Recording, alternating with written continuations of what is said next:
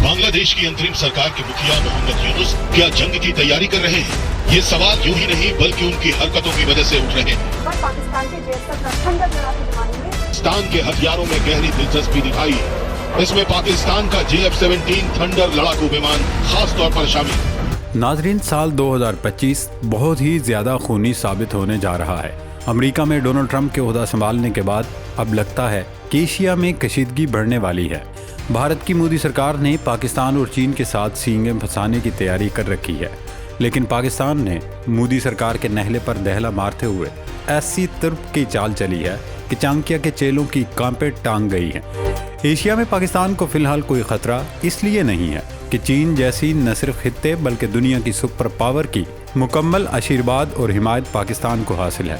बांग्लादेश में रजीम चेंज के बाद वैसे ही पाकिस्तान नवाज डॉक्टर यूनुस इक़्तिदार में हैं, उस पर भी भारतीय मीडिया के पेट में मरोड़ उठते रहते हैं और वो इल्ज़ाम आयद करते हैं कि बांग्लादेश में ISI की कारस्तानियों की वजह से हसीना वाजिद को इक़्तिदार से बेदखल होना पड़ा और पाकिस्तान की मुदाखलत की वजह से ही डॉक्टर यूनुस ने हुकूमत कायम की है। न सिर्फ चीन और बांग्लादेश बल्कि मालदीव, नेपाल और भूटान भी भारत से परेशान और तंग हैं। लिहाजा इस वक्त एशिया में सिर्फ एक मुल्क बाकी बचा हुआ है जो हिंदुस्तान से दोस्ती की पींगें बढ़ा रहा है और उसका नाम है अफ़गानिस्तान। अफ़गान वज़ीर ख़ारजा अमीर ख़ान मुत्तकी की दुबई में भारतीय सेक्रेटरी ख़ारजा से मुलाकात के बाद दोनों मुल्कों ने सफ़ारती ताल्लुकात बढ़ाने का फ़ैसला किया था। पाकिस्तान को अंदाज़ा था कि भारत चाहता है उसे अफ़गानिस्तान में अशरफ गनी दौर की तमाम सहूलियात मिले और वह तमाम कौंसल खाने दोबारा एक्टिव करके पाकिस्तान में दहशतगर्दी कराए। पाकिस्तान ने अफ़गानिस्तान को बराह रास्त जवाब देने के लिए इस्लामी कार्ड खेल दिया। पाकिस्तान ने सऊदी अरब के ज़रिए अफ़गानिस्तान पर दबाव डालने और भारत को तनहा करने की प्लानिंग कर ली है। सऊदी अरब पहले तो भारत के साथ अपने ताल्लुकात ख़राब नहीं करना चाहता था, लेकिन उसे भारत की मार्केट चाहिए थी। लेकिन अब चूंकि सऊदी अरब को पाकिस्तान से JF-17 थंडर तैयारे चाहिए, तो अब सऊदी हुकूमत पाकिस्तान की हर बात मानने को तैयार है। दोस्तों, पाकिस्तान के JF-17 थंडर तैयारों ने पूरी दुनिया में धूम मचा रखी है। अज़रबैजान, नाइजीरिया और बांग्लादेश के बाद अब सऊदी अरब ने भी पाकिस्तानी लड़ाका तैयारे खरीदने की ख्वाहिश जाहिर कर दी है। पाकिस्तानी तैयारे सऊदी अरब में होने वाली कंबाइन मिलिट्री मशकों में शिरकत के लिए रियाज पहुंच गए। इन मशकों में कौन कौन से मुल्क शरीक हैं और कैसे पाकिस्तान ने हिंदुस्तान के खिलाफ इत्तेहाद बनाया है, इस पर तफसीली डिस्कशन आगे चलकर करेंगे। खोजी टीवी के मोअज़्ज़ज़ दोस्तों, आगे बढ़ने से पहले कुछ जिक्र करते हैं इसराइल और हमास के दरमियान होने वाली जंगबंदी का। इसराइल का तमाम गुरूर, तकब्बुर, अना, ज़िद और हठधर्मी रह गई। हमास के हाथों शर्मनाक ज़िल्लत और रुसवाई के बाद इसराइली वज़ीर आज़म नेतन्याहू को लेने के देने पड़ गए हैं। गज़ा में जंगबंदी मुआहदे पर अमल दराम शुरू हो गया है। तकरीबन 15.5 माह की इस तबाहकुन जंग के बाद जंगबंदी होने पर हर तरफ खुशी का इजहार है। हमास के जंगजू हथियार थामे गज़ा की सड़कों पर निकल आए। फ़लस्तीनियों ने हमास के मुज़ाहमतकारों के साथ जमकर जश्न मनाया। नाज़रीन, एक तरफ गज़ा में खुशी का माहौल और जश्न का समा है, वहीं इसराइल में सफ़े मातम बिछी हुई है। नेतन्याहू हुकूमत को उसके इंतहा पसंद वज़ीरों की तड़ियों और धमकियों का सामना है। जंगबंदी का मुआहदा बिज़ाहिर 3 मराहिल पर मबनी है, लेकिन अमल दरामद की शुरुआत से पहले ही जिस तरह का माहौल इसराइल में शिद्दत इख्तियार किए हुए है, इससे नहीं लगता कि जंगबंदी ज़्यादा अरसे कायम रह सकेगी। जंगबंदी मुआहदे के ऐलान के बाद अभी हमास की जानिब से यरगमालियों को रिहा भी नहीं किया गया था कि नेतन्याहू काबीना में शामिल 3 इंतहा पसंद वज़ीरों ने इस्तीफ़ा दे दिया। इसराइल के इंतहाई दाईं बाजू के कौमी सलामती के वज़ीर इतमार बिन गवीर ने न सिर्फ काबीना से इस्तीफ़ा दिया बल्कि उनकी पार्टी ने हुकूमत भी छोड़ दी है, जबकि कट्टर यहूदी जमात के सरबराह स्मोट्रिच ने भी नेतन्याहू को मुस्ताफ़ी होने की धमकी दे दी है, जिससे अंदाज़ा होता है कि इसराइली सियासत और हुकूमत में जंगबंदी मुआहदे से मुसलसल दरारें बढ़ रही हैं। इंतहा पसंद सहूनियों के दबाव में आकर इसराइली वज़ीर आज़म बेंयामीन नेतन्याहू ने कैदियों की रिहाई से पहले ही ऐलान कर दिया है कि गज़ा में जंगबंदी आर्जी होगी। अब जब नेतन्याहू कह रहे हैं ये जंगबंदी आर्जी है, तो ज़ाहिर है फिर हमास भी हाथ पर हाथ धरे नहीं बैठे रहेगी। उसे भी लामहला अपनी बका के लिए हाथ पैर मारने पड़ेंगे। इस सूरत हाल को देखकर फिलहाल लगता नहीं कि मशरक़े वुस्ता में अमन कायम हो सकेगा।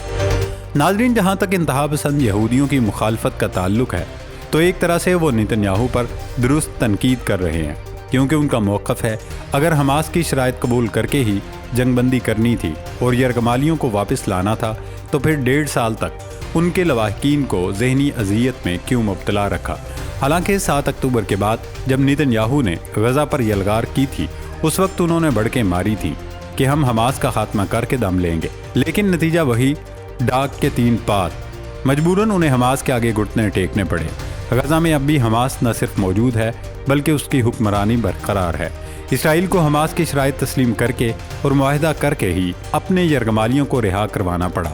حماس کی کامیابیوں نے نیتن یاہو کے سیاسی مستقبل کو ہلا ڈالا ہے۔ اس تناظر میں $1 ملین سوال یہ ہے، کیا غزہ میں جنگ بندی پائیدار رہ سکے گی؟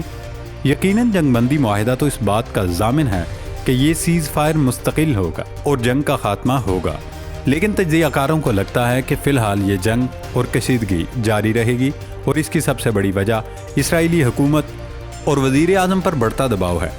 نیتن یاہو اقتدار سے بے دخلی اور حکومت سے رخصتی کا سوچ کر بے چین بلکہ ہلکان ہوئے جا رہے ہیں، اور اب اگلے چند دنوں میں ہم دیکھیں گے کہ وہ کسی بھی چھوٹے سے ایشو کو جواز بنا کر غزہ پر دوبارہ حملے شروع کر دیں گے۔ اسرائیلی وزیر اعظم نیتن یاہو نے گزشتہ روز چینل 12 سے گفتگو میں کہا، اگر ہمیں ضرورت محسوس ہوئی تو ہم دوبارہ جنگ شروع کریں گے اور ہم نئے طریقے تلاش کریں گے، ہم پہلے کے مقابلے میں زیادہ طاقت کا استعمال کریں گے۔ نیتن یاہو کو یہ تکلیف بھی ہے کہ حماس نے اسرائیلی فوج کے غزہ اور فلاڈیلفیا کوریڈور سے انخلاء کی شرط بھی منوا لی ہے، کیونکہ اسرائیل کی خواہش تھی کہ وہ غزہ کے جنوبی علاقوں اور فلاڈیلفیا کوریڈور کا انتظام اپنے پاس رکھے، لیکن یہاں بھی نیتن یاہو کو ناکامی کا سامنا کرنا پڑا۔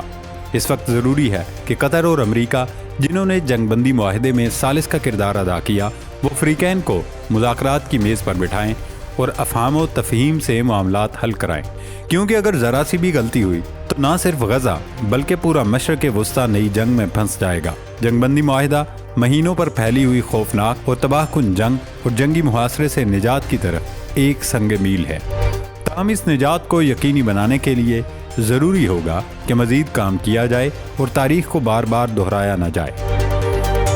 کوجی ٹی وی کے معزز دوستو، ایک اور ڈیولپمنٹ آپ کے ساتھ شیئر کرتے ہیں۔ پاک فضائیہ کے JF-17 تھنڈر طیارے اس وقت سعودی عرب پہنچ گئے ہیں، جہاں وہ اسپیئر آف وکٹری نامی کثیر الملکی مشترکہ مشقوں میں حصہ لیں گے۔ پاکستان کی جانب سے ان مشقوں کے لیے پاک چین دوستی کا شاہکار JF-17 بلاک 3 طیاروں کو بھیجا گیا ہے۔ ان مشقوں میں پاک فضائیہ کے پائلٹس اپنی تیزی، مہارت اور پھرتی کا مظاہرہ کرتے دکھاتے ہوئے فضا میں لڑاکا طیاروں کی ریفیولنگ، لانگ رینج پرواز سمیت فضا میں سمتیں بدلتے ہوئے ہدف کو نشانہ بنانے کی صلاحیت کا مظاہرہ کریں گے۔ ان مشقوں میں پاکستان کے علاوہ سعودی عرب، بحرین، فرانس، قطر، متحدہ عرب امارات، یونان، امریکہ اور برطانیہ کی ایئر فورس شرکت کر رہی ہیں۔ دوستو، ویسے تو پاکستان کے JF-17 تھنڈر طیارے کسی تعارف یا آزمائشی مشق کے محتاج نہیں ہیں۔ دنیا میں کوئی بھی ملک، چاہے امریکہ ہو یا فرانس، انہیں اپنے F-16 اور رافیل طیارے فروخت کرنے کے لیے دوسرے ملکوں کو قائل کرنا پڑتا ہے، آزمائش کرانی پڑتی ہے، لیکن پاک فضائیہ کے پاس موجود JF-17 تھنڈر طیارے وہ ہیں جو اپنی صلاحیتوں کا لوہا منوا چکے ہیں۔ یہ طیارے نہ صرف وزن میں ہلکے بلکہ ڈاگ فائٹ کے ایکسپرٹ سمجھے جاتے ہیں، اور پوری دنیا نے ان کی صلاحیتوں کا مظاہرہ آپریشن سوئفٹ ریٹارڈ میں دیکھا، جب پاک فضائیہ کے جان بازوں نے نہ صرف بھارت میں گھس کر سٹرائک کی بلکہ انڈین طیارہ بھی مار گرایا۔ ناظرین، ان مشقوں سے بھارت کے پیٹ میں خاصے مروڑ اٹھ رہے ہیں۔ اس کی وجہ یہ ہے کہ بھارت جو پاکستان کو تنہا کرنا چاہتا تھا، اسے منہ کی کھانی پڑی۔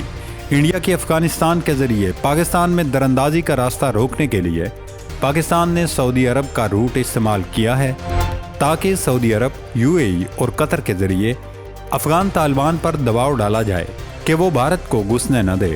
افغان حکومت کسی بھی صورت ان 3 ملکوں کو ناراض نہیں کر سکتے۔ اس کی وجہ یہ ہے کہ سعودی عرب کو ناراض کرنے سے وہ اسلامی بلاک میں تنہا رہ جائیں گے، اور قطر کی دشمنی اس لیے مول نہیں لے سکتے کہ یہ قطر ہی تھا جس نے دوحہ میں طالبان کا دفتر کھولا اور امریکہ سے ان کے مذاکرات کروائے، جس کے ذریعے طالبان نے افغانستان پر قبضہ کیا۔ اب وہ ان 2 ملکوں کو ناراض کرے گا تو اسے نہ صرف سفارتی تنہائی کا سامنا کرنا پڑے گا بلکہ حکومت سے بھی ہاتھ دھونے پڑیں گے۔